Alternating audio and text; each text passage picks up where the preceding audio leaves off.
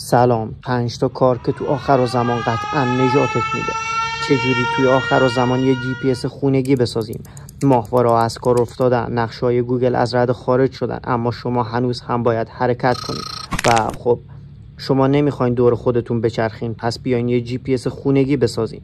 مرحله اول ساخت قطب نما. یک سوزن رو روی موهاتون بمالید، سپس اون رو روی آب شناور کنین و این موقع شما میدونین که شمال کدوم سمته. مرحله دوم یه نقشه تهیه کنید. مرحله سوم پیدا کردن نقاط دیدنی، برج‌های آب، خرابه‌ها، موقعیت خورشید و چیزهایی که حرکت نمی‌کنن. مرحله چهارم از مثلث بندی استفاده کن. رو به شمال بیست. نقطه‌های مشخص شده روی نقشه رو با اون چی که اطرافت می‌بینی به هم وصل کن. سپس جایی که خطوط دارن همو قطع می‌کنن یه نقطه به وجود میاد و اون نقطه مکانیه که شما اونجا وایسادی. از سایه ها استفاده کنین. یه چوب رو تو زمین فرو کنین، سایه حرکت میکنه و تبریک، شما به همین راحتی یه GPS ساختین.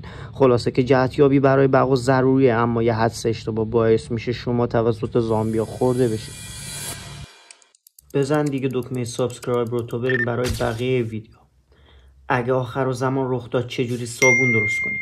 اصلا چرا ما به صابون نیاز داریم؟ تو تونستی از آخر زمان جون سالم به در ببری، اما خب خیلی بو میدی و خب وقت اینه که صابون رو هم به سبک بقای خودت اضافه کنی. مرحله اول چربی پیدا کن.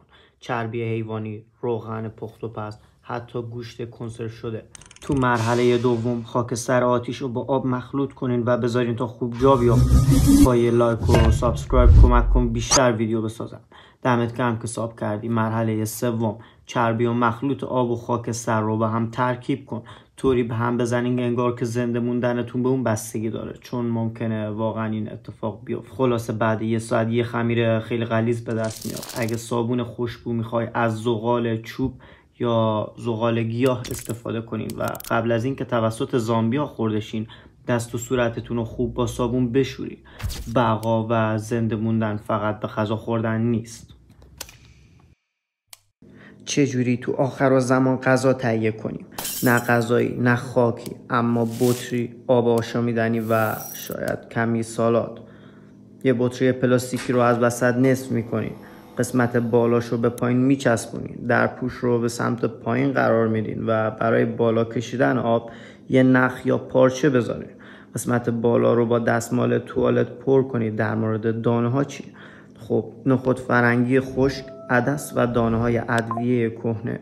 نیمه پایینی که پر از آب بود رو با یکم کود تو آفتاب بذارین و یکم زنده بمونین و بعد 7 روز اون اندازه 14 وعده غذایی بهت جوانه میده.